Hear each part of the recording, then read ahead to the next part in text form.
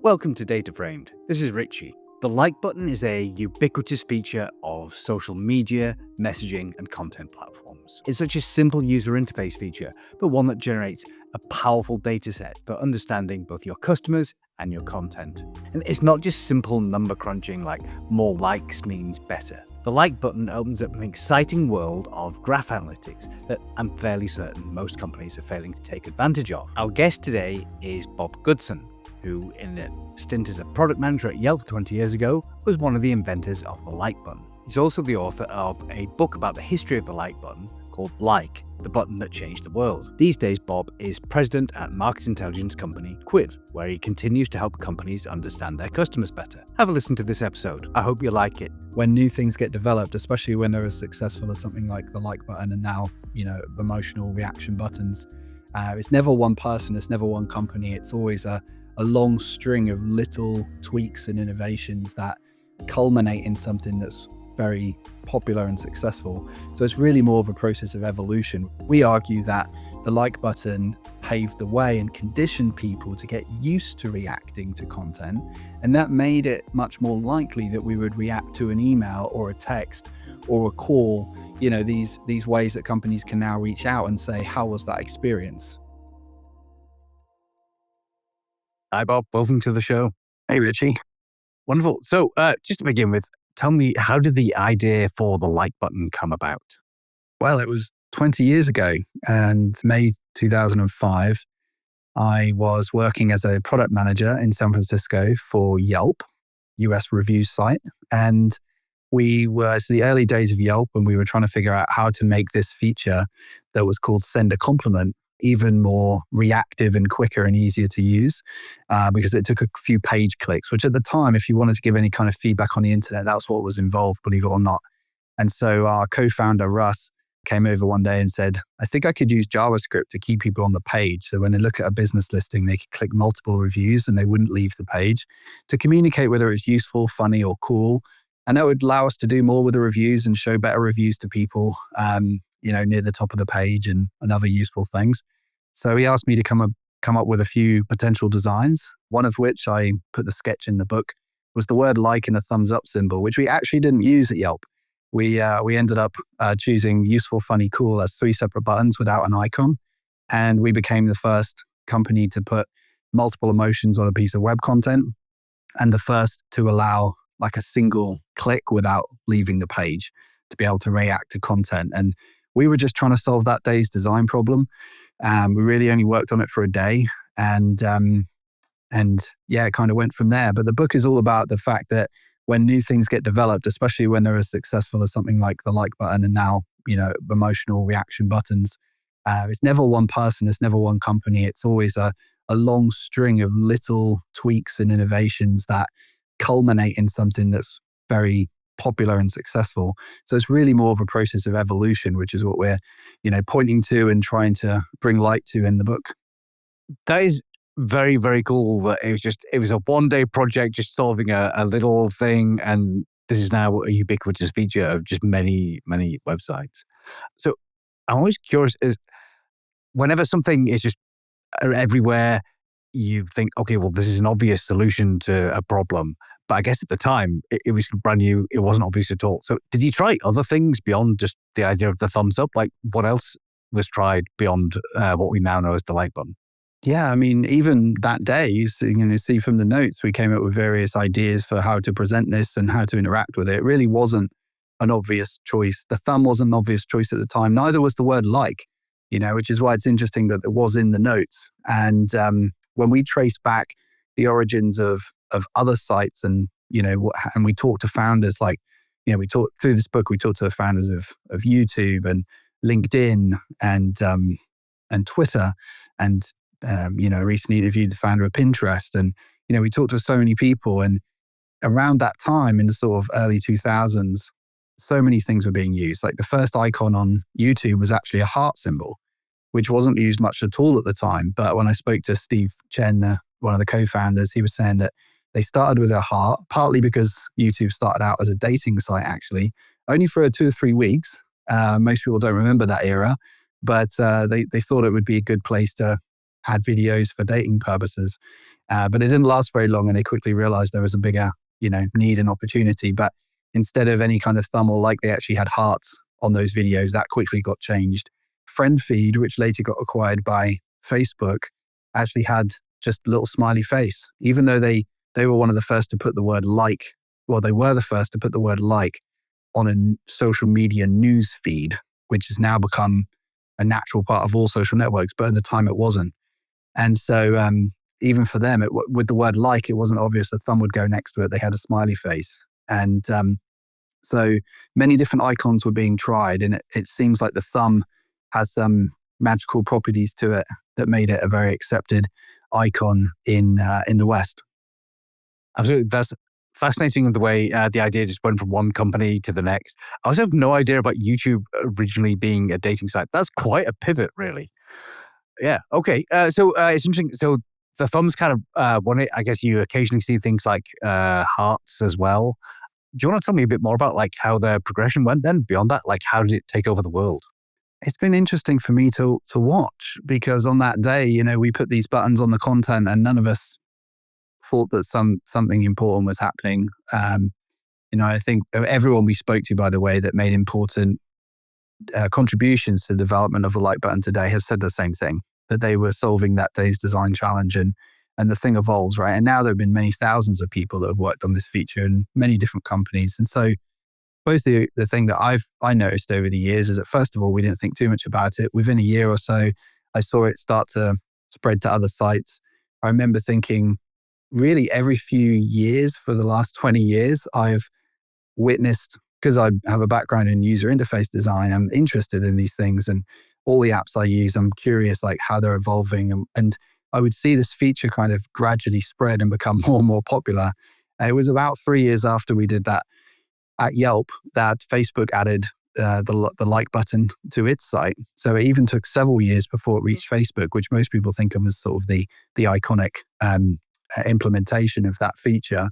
And and I suppose I just kept thinking every few years, someone's going to write a book about this, or someone's going to write like an amazing Wired article about this feature. And I would search Google every few years and look for that, that thing, and no one had written it, which was really surprising.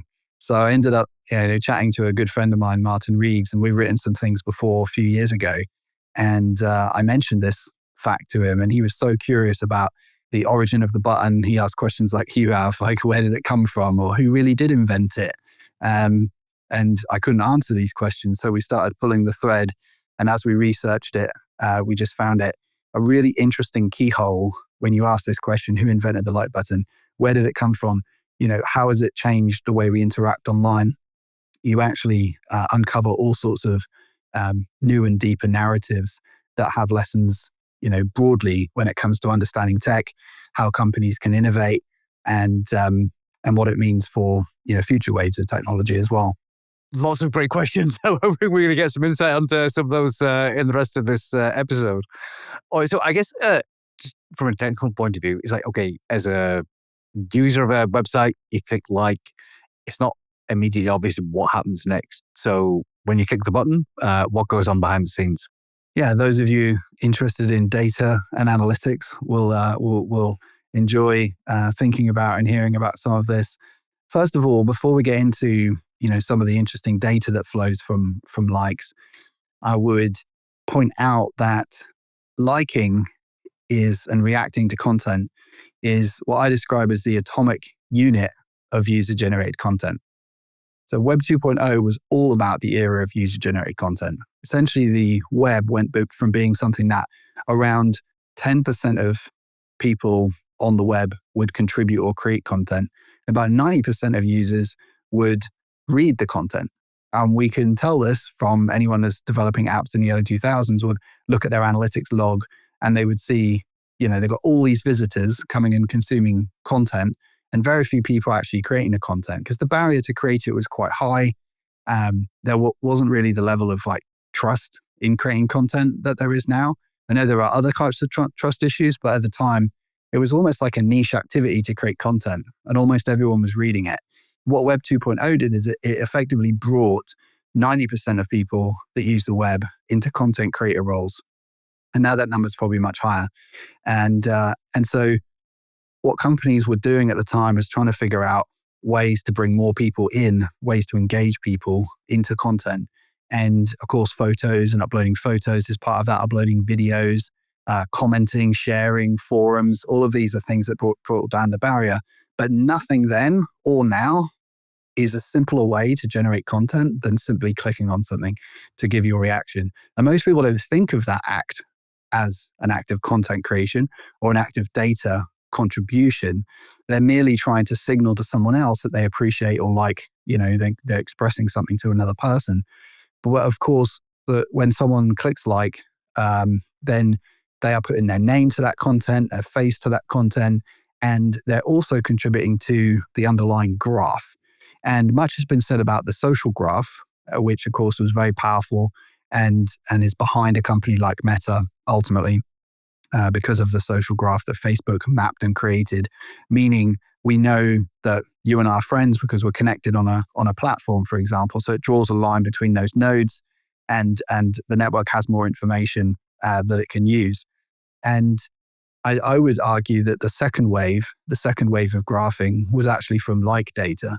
We can think of that as the like graph, right? It's the fact that you and I liked or reacted to a piece of content. The third wave that's come since, we can think of as the attention graph. The fact that, you and I like looked at the same piece of content or watched the same video, that too can form a graph or part of a graph. So the latest wave of social media is mostly driven by that, with the rise of TikTok, which is really the main graph they care about. The only graph they seem to care about is the attention and what that tells them about what other people would want to see. That's absolutely fascinating. And yeah, I hadn't really thought of the like button being around the same time as all these other Web 2.0 companies. So you had Wikipedia started out about, I guess, a similar time, where it's like, okay, you can write encyclopedia articles. You've got things like WordPress, maybe a little bit later, and the rise of many blogging platforms where you can write your own blogs. But yeah, just being able to click a button, and yeah, there's a very simple form of creating content. So I definitely want to get into the like graph and the attention graph shortly, but maybe let's back up and talk about why you should care about like buttons. So just, can you spell it out? Like, what is the benefit to the user of clicking like on something? Yeah, that's a good question, because we have to ask ourselves, with something that's now clicked, we estimate more than 7 billion times a day. We estimate there are more than 7 billion reactions to web content on apps and on Wow. in the browser. That's a tremendous amount of activity. It might be that this feature is the most successful user interface element of all time. And so that leads us to ask, like, why is it so successful? What is it telling us about ourselves and about our needs to make it so successful? Because there was never a manual. No one ever had to read how to react to a piece of content, right? None of you have checked the instructions for how to use this. It's incredibly intuitive, and it's something that is so widely used. And there are a couple of elements. We talk about this at length in the book. We interview a number of prominent neuroscientists and psychologists as well to inform our perspective on this. And what we took away, two main things we took away, is that it is a powerful way to connect with the dopamine response. So, there is a sort of anticipation element of, will I get likes for this? And then there's a reward element that you do get likes. Similarly, when you give likes, there's kind of a hit involved in that as well. So there's much has been said about dopamine and social media in general, and certainly liking ties into that. The other is around the fact that humans are fundamentally wired for social learning. We learn from those around us. We want to surround ourselves with people we can learn from, and we have a craving for a sort of mild hierarchy as humans. We don't have such attraction to sort of stark hierarchy. We like a certain amount of freedom and space, but we are drawn to what we describe as sort of mild hierarchy. We want to be around people that we think are slightly cooler than us and slightly smarter than us or slightly more attractive than us. And so we have that interest in, and so we need ways to kind of level up with those around us. And social media provides an effective way to do that. And liking is a sort of currency of interaction in that type of what we describe as sort of learning sociality. And so those are a couple of things that humans are very, very hardwired for, that people are hardwired for, and we and the like button seems to tap into both of those in a pretty smooth and elemental way. Okay, yeah, I suppose it makes sense that something that's going to be successful has to kind of align with people's psyches in general or cultural preferences. And I suppose there's a politeness angle here as well. It's like someone creates some great content and just clicking like is a very simple way to say thank you. Yeah, exactly. There's certainly a reciprocation or a gratitude, mechanism at work as well. All right, super. So that's kind of the one of the mechanisms for like people creating content and enjoying the implications of like buttons there, and also for people who are consuming content. I'm curious from a business point of view, like why would you want a like button feature in your product? Like how are you going to benefit from that? Yeah, one of the things that we realized as we researched the book is that the customer experience industry, which has been very successful for businesses over the past 20 years, and successful for consumers as well. Customer experience has led to, no doubt, a rise in the experience that we have interacting with with brands and with services. However it gets measured, there are many studies on this that measure over time how satisfied consumers are. And because it certainly seems to be the case that the customer experience industry has been a huge contributor to the success and rise of that. If you think about one of the cornerstones that customer experience is built upon is on feedback, and customer experience has made it much easier for any consumer to give feedback to a point where it's almost overwhelming these days, right? You go for a coffee and you get an email from the cafe afterwards saying, could you give us a rating? Because we, comment on our staff, you were served by this person. How did they do? I mean, it's kind of getting silly how much of this kind of interaction we have. I don't think they spat in my coffee. It was probably fine. I can see your review, Richie, now. So I think, but if you look at the timing when this rise happened, the popularity of the like button slightly preceded the success and popularity of these features. And we argue that the like button paved the way and conditioned people to get used to reacting to content.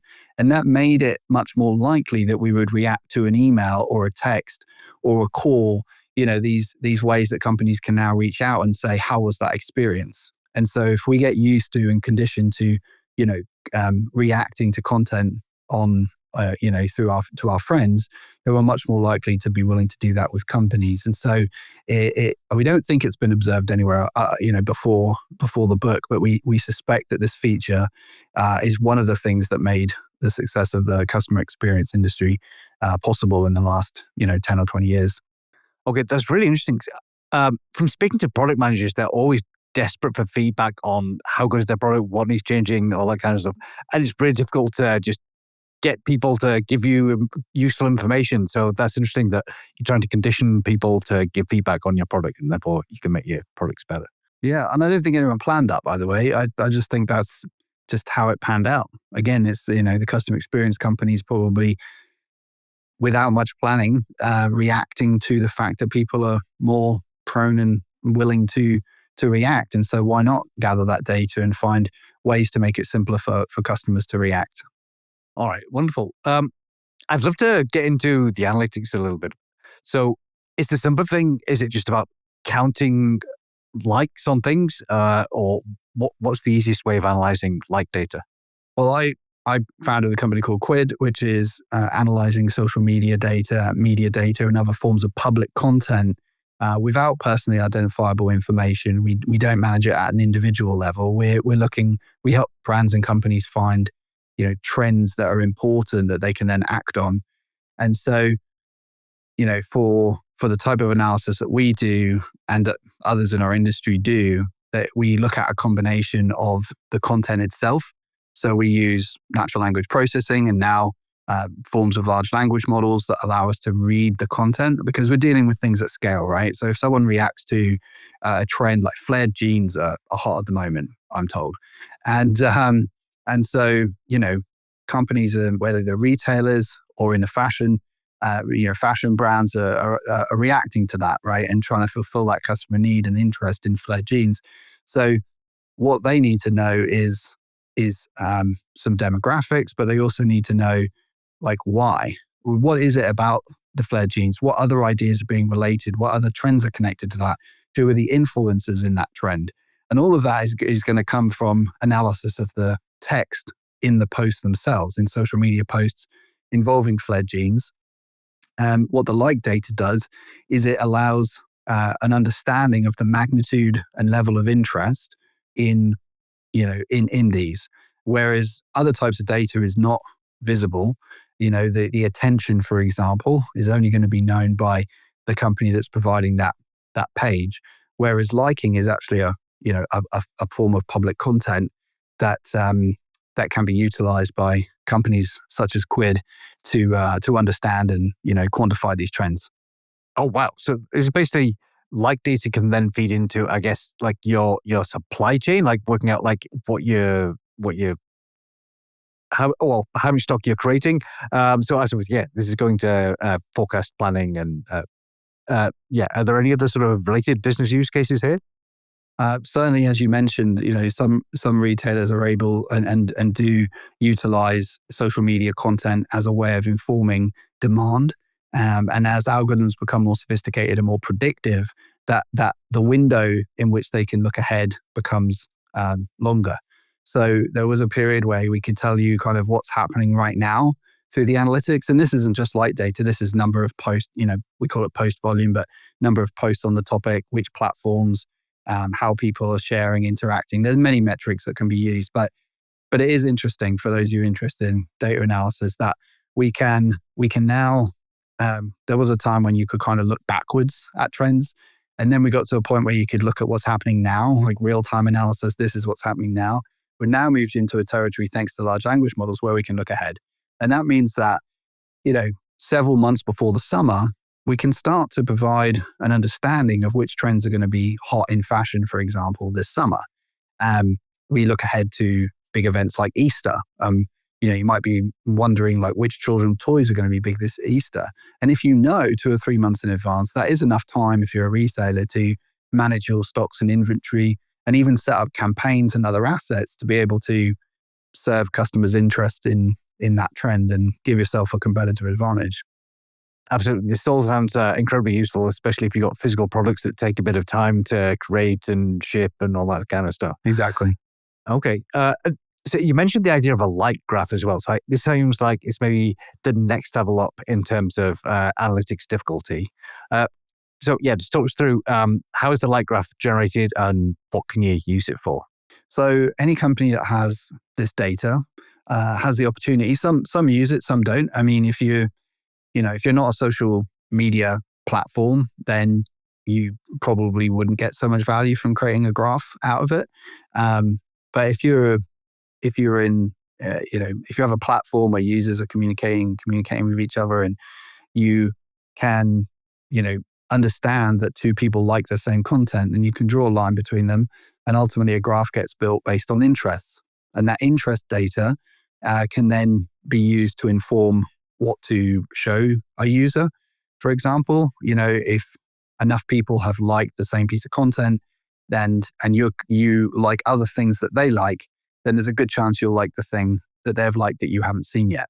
So that can be applied in shopping environments. It can be applied in brands to show which other items within the catalog that you might like, and then of course it is used within social media platforms already to help guide what content to show that person next. One of the things that we realized, this came out in an interview I conducted with Max Levchin, one of the PayPal co-founders, is he pointed out that Meta has an incredible, and he didn't say this because he's involved with Meta, but rather just as an outsider looking in, he made the observation that Meta must have this incredible wealth of like data and this massive graph of like data between content and reactions to content. And in a generative AI world, this could be a real advantage for Meta. That is proprietary data that can't easily be collected or scraped from the outside, like as text data can and indeed has been by other AI companies. Meta has this graph of how people have reacted to text and content. And Max suggested the fact that this might be one of the most valuable assets that Meta in fact has in the race for more effective generative AI and chat applications. Wow. So this is incredible. So it sounds like actually based on this light graph, there are going to be all these other, like, I guess, Richie clones or people with the same interests as me, who like the same things, but I just don't know about them at all. Is that kind of the idea? Yeah, absolutely. And that's how you're provided content. If you were to join TikTok right now and start swiping, it will quickly tune into the fact that you left your attention on that item for longer. And so it knows, okay, that's a signal, right? It's almost like a thumbs up, but you didn't have to even click anything. You just spent more time on that video. And then the application is capturing that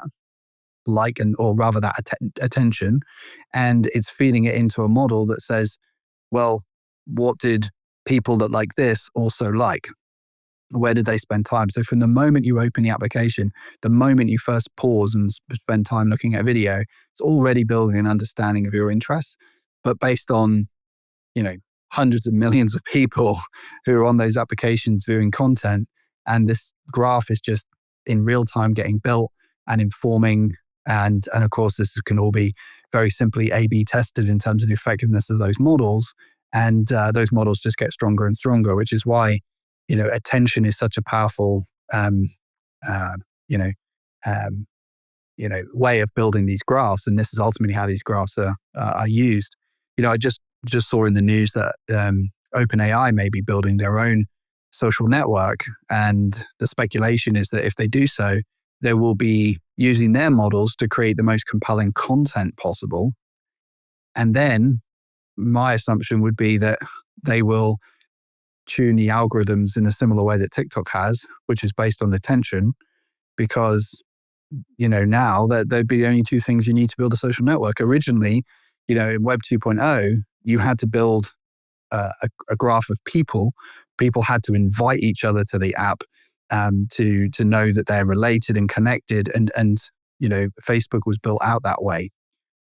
But what TikTok has proven out is that provided you have a great source of content and you can get eyeballs on it and people are willing to then share that content with others, then it's quite feasible that you could build a huge social network. But what would be your content advantage? Like right now, if you were to pre-LLMs, if you wanted to build another Instagram, like how would you do it? They're really hard to displace. Once that network is there and the attention is there, it's very, very hard to create another Instagram, right? Which is why there's so much attention from like an antitrust standpoint on these companies. And because why is it so hard to displace something like Instagram? Well, you would need to, the content is naturally going to go there, right? If you put out content, you put out a snippet about this podcast, you're not going to take your time to put it somewhere where there aren't eyeballs. You will naturally put that content, a snippet from this podcast, in one of the platforms where there are eyeballs. And so if you're a competitor, how do you ever attract that content in the first place? But LLMs can create content. So they can bypass that altogether. They can just take all the content ever created. They can create new compelling content. They can hone that model based on the interactions with that content. So the model gets even better at creating compelling content. And if content's compelling, you want to share it with people, well, then you've got the virality coming from sharing. So anyone with a powerful and distinctive large language model right now that's good at handling images has the potential to create new social networks. So we'll see. We'll see if OpenAI do this. We'll see if they succeed at it. But it's certainly a very interesting time in, as we see this intersection between the power and value of social networks and large language models, which Elon Musk has clearly demonstrated in the acquisition of X by XAI. I mean, Twitter's just been acquired twice in a matter of a few years, right? It was acquired by Elon, and from being a public company to being, owned by and controlled by Elon, and now it's been acquired by XAI, an AI company. Well, why? Why is there such synergy between social media and social networks and large language models? It's because of the data, and it's because they provide a rich environment for people to interact. LinkedIn is another amazing asset which Microsoft have, and I think LinkedIn is going to provide an interesting, piece in the chess game between these companies too, because it's a place where people are interacting, connecting around content, and a particularly refined sort of content as well. Wow. Lots to unpack there. So I think, first of all, the idea of this attention graph seems like from a user interface point of view, that's genius, because the user doesn't have to do anything at all and is still providing like signal to the companies on what customers like or not. In terms of the social media network, OpenAI creating a social network, this is fascinating. So I just assumed it was because a lot of the data that is needed to create a large language model, it comes from X, from Reddit, from all these social networks, and actually that's kind of the secret source that Meta and with their Llama model and XAI with Grok have. And OpenAI just wanted to sort of hedge against that. But the idea that they can just create a load of content, attract people to it, and you're not even having to get new kind of tweets or images from users, you just, is using the light data from that. That's also very fascinating, like a very interesting take there. Okay, all right. So it seems like this stuff is incredibly valuable. And I always feel like the sort of network analysis, like graph data, is one of those underappreciated areas of data science. Can you talk me through, like, more generally, like who needs to care about network data? Why do you want this? I'll pull back a level and talk about why relational information is so important and valuable, or perhaps illustrate it for people. But so if you look at the last 3 major waves of value creation in tech, but certainly in the internet, you have search, exemplified by Google, you have social media, exemplified by Facebook, and you have large language models, exemplified by ChatGPT and OpenAI. So what has led to the creation of $3 trillion opportunities?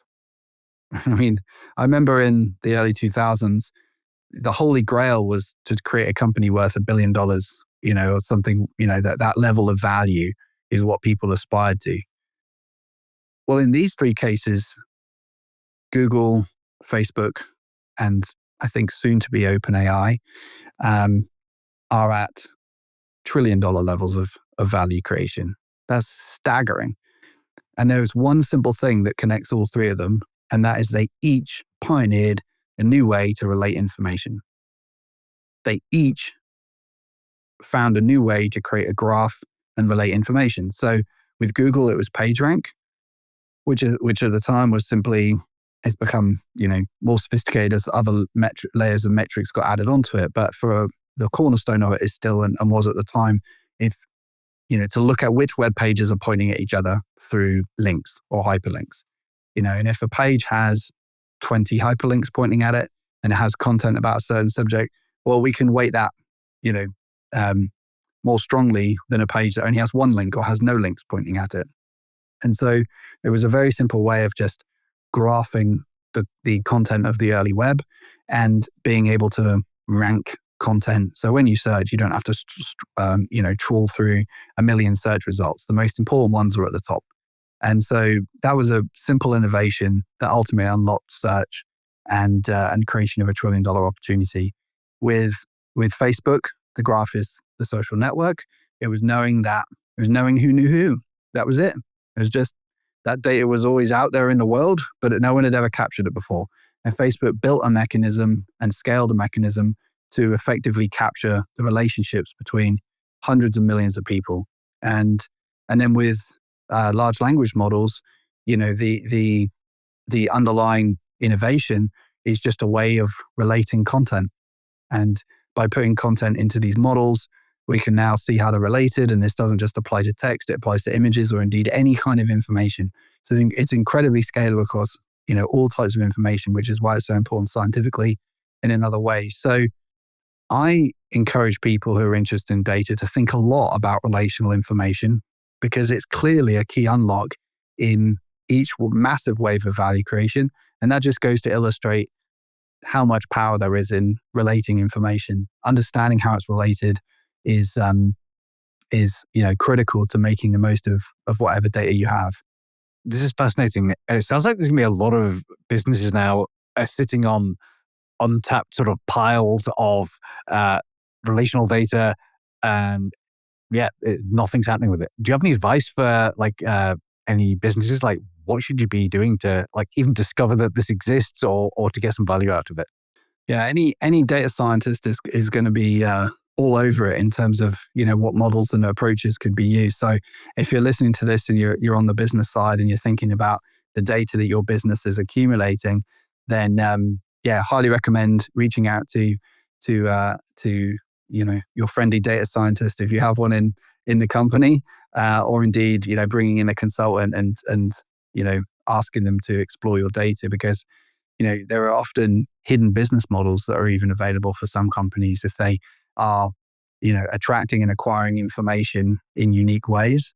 Then there can be new business opportunities to serve customers you may not have even thought about in the past. Certainly. It seems like from the things you've been talking about so far that social network data of maybe existing customers, that might be a good place to start, or even just if you've got like buttons built into your product, you probably want to be looking at what's going on there, and it should bring you something useful. All right, so I'd love to kind of go back to where we started about the like button as a user interface feature. Now, there are quite a few other sort of related ideas. So you got things like, as well as just thumbs up, you got the idea of a thumbs down button as well. You got things like review stars. Can you talk me through how do those other user interface ideas relate back to the like button? Yeah, it makes me, when you mentioned 5 stars, it makes me think about the early days of Yelp, because we had to choose how, what the scale would be to rate a business. And again, that wasn't obvious. And 5 stars has become kind of ubiquitous on the web. And certainly there were sites out there that had already used 5 stars. But there was nowhere near as much consensus as there is now around that convention. You'd see numeric ratings, you'd see 3 stars, you see 10 stars, you see various kinds of pluses, minuses. You can +1 on something, you can +2 on something, in some environments. So there were a significant number of ways of rating content, and 5 stars has sort of emerged to be one of the most popular ways of doing that. At Yelp, that's what we went with from the start. But we had to consider lots of different options, and it was this combination. I think what was attractive to Yelp at the time, it was mainly our CEO and founder, I seem to remember, who was sort of leading the way in thinking through what Yelp should use. But I remember what was discussed is this combination of simplicity, but with enough granularity, right? 3 stars is not quite enough granularity to distinguish between, say, excellent and good. In that scenario, 2 stars is mediocre. 3 stars could be excellent, or it could be just good. Whereas 5 gives you 5 is exceptional, 4 is very good, 3 is okay. So it still allows for that kind of, sort of segregation, I suppose. And then stars were also attractive to us because it was a convention that was popularized by the by Michelin guides, right? So you have a 1-star Michelin restaurant and a 2-star Michelin restaurant and so on. And so the idea of a star being attached to a really quality business had the way had been paved by the Michelin guides and by their restaurant rating system. And so I credit the Michelin guides a little bit to the success, to giving a little prestige to stars. And I actually saw an academic paper that came out on this topic just a few weeks ago that was fascinating. It was in, I don't know why I ended up reading this, but I think it was in Nature. But it was a paper that where they had studied. They were assessing different ways to rate employees and seeing whether that brought racial bias into the employee rating process. So that was their question of the study, is that if HR teams use 5 stars versus, a 1 to 10 rating scale, they were the two key ways they were comparing. 5 stars rating system versus 1 to 10 scale. What they found is that in an HR context, if you rate people from 1 to 10, it actually brings in significantly more racial bias than if you use 5 stars. And it just goes to show that different rating systems condition users to behave differently. If you're interested in user interface, you have to get very interested in the mechanism you're using to collect responses, because it turns out it makes a big difference. This paper is just one example of that fact, and in a different context, in an HR context. But also, if you listen to this and you're in HR and you're into data, please look up that study and please make sure you use 5-star rating systems on employees and not 1 to 10. Yeah, this is very interesting. And the idea of the Michelin stars, even though it's a star system, is very different from the customer review stars. So 1 star means absolutely amazing, and then 3 stars is best in the world. Whereas for purchase review stars, 4 stars just means average. So yeah, after the subtle changes in the university interface, you get very different implications. Okay, so for anyone who's interested in user interface design, do you have any advice on how to make sure you're doing it well and all these kinds of subtle cultural issues are being taken care of? For rating systems, I mean, I suppose, the number one thing in UI is, and anyone that does UI knows this and has probably been trained in it, but it really is this simple. It's use the convention that is most familiar to your users. That's it. You never want to try and invent new elements or design new things. I know that's ironic coming from me because I have created a few new user interface conventions over the years, including, I was the first our company, Quid, was the first to put network exploration visualizations into the web browser. So there were applications in chemistry and physics that allowed you to map information, like protein graphs, for example. There was an application called Cytoscape, which I don't know if it's still around, but back in the day, that's what was used by scientists. But it was a desktop application, and so you could visualize, 1,000 nodes on a graph and navigate them visually. But it was a desktop application, and no one had ever been able to make those kind of graphics work in a browser. And Quid, we were the first to do that, and we made it work with 3,000 nodes to interact in a browser. So there have been some conventions that I've pushed on, but even when creating new things like an interactive element that has never existed before, you always have to start with what are the users already using that is as close to this as it exists. So you look to the applications that are most popular with your users, and you go and you look around the interface and you say, how is that happening? So Excel is an example of an extremely popular data interface. So before you do anything in terms of data, you kind of want to look at Excel and say, what do their drop downs look like? What do their sort options look like? What do the bars look like at the top of the page? And wherever possible, you want to sort of, mirror those, because that's what people are used to. So when they look at your interface, you want to make it as intuitive possible. The mantra is, don't make me think. If a user has to pause and think, what will it do if I click that? Then you've messed it up. You just want to take all that friction out of it for people. And in Web 2.0, that's what everyone was obsessing about. There was a book called Don't Make Me Think, which became a sort of, Bible for user interface designers on the web. But that was the simple idea underneath it. Like, always look for the closest possible pre-existing paradigm, and then use that if you can. So you mentioned the book Don't Make Me Think. It's a real classic. I read it earlier in my career. I can heartily recommend it to everyone. But I also have to say I have used Cytoscape back in an earlier phase of my career as well. Great piece of software. Yeah, so I was using Cytoscape to look at protein networks. And one of the challenges with visualizing graphs is that when you have a small graph, it looks brilliant. But as soon as you start getting hundreds or thousands of nodes, it becomes a real mess and very difficult to visualize effectively. All right, do you have any final advice for people who are interested in working on like data and analyzing it? There are a couple of paths to it, right? If you have some within your organization, because you work at a retailer, then you've got a like feature within the retail environment. I think that would be very interesting to explore, and to see if you can then use that to inform what shows up next, or what related products you can give to the users. If you are in a social media environment, you're probably already making very good use of it. And if you're just a business that's trying to figure out, how can we make better use of social media data in our day-to-day operations? We see a lot of companies right now trying to be more in tune with what's trending. Whether you're a brand, whether you're a service, whether you're a retailer, social media is only becoming more and more important.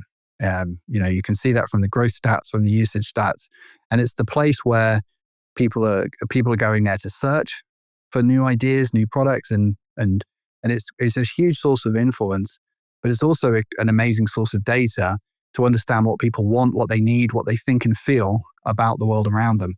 At Quid, we call that customer context, because it helps you understand. It's about understanding what's the context that your customers are operating in, and companies that can more quickly adjust and operationalize around these trends do have a competitive advantage. So it's you can learn more about Quid, or there are obviously other companies in our space that you can read more about and connect with to adjust to the trends as they happen. Everyone's aware that social media is everywhere, and I'm sure every company has a strategy for posting on social media, and they're maybe doing bits of things. But I feel like not very many companies are tapping into the full potential of what social data can do to help them with their own business. Definitely. And I'll just add to that even those of you that have sort of explored social data maybe 10 years ago, 5 years ago, what was possible then is completely different to what's possible in a world of large language models. Because the insights that you can now draw from social media content and media content and other forms of public content are far deeper, far more meaningful, and far more cost efficient to access than they were before. So if it's something you looked at in the past and maybe got bored of it or thought there wasn't enough value, highly recommend people get interested in this topic again, because in the era of LLMs, a whole new swathe of things are possible and can be set up and automated, for the business. So yeah, it's a pretty exciting time to be in data and data analysis in general. And certainly there's a lot of new potential with social media data. Now, finally, I always want you follow recommendations. So can you tell me who you are, whose work you're most excited about at the moment? Well, there's a book that I'm reading right now that I absolutely love. It did come out a few years ago, but I only recently was recommended it. It's called Range, and the subtitle is Why Generalists Thrive in a World of Specialists. And I love this book because it does deliver on what it says in the title. It is explaining and advocating for why a diverse set of interests and following your passion and curiosity across your lifetime creates meaningful advantage over time. But it's more than that. It actually offers a kind of framework for the great ways to think and for great skills to develop in a world of AI. It's not trying to do that. It's true. It was trying to do something else. But I think it's a very important book to read when it comes to sort of plotting your career development. Many people right now are thinking about, what does AI mean for me? What does it mean for my job, my industry? And rightly so. I think, we're all thinking about that. And Range is a sort of perhaps a slightly lesser known book for contributing to your thinking about that and thinking about thought patterns and things you can develop that will be more robust and more long lasting than some more specialized skills. That's very interesting. And just from your description of it, it sounds like I can now justify my complete lack of career direction, everything going all over the place. So now I can say, oh, I've got more range. That's wonderful. So maybe it has benefited me. So yeah, maybe don't overplan your career. Just increase your range and go where the wind blows. Thank you so much for your time, Bob. Thanks for having me on, Richie. Great to see you.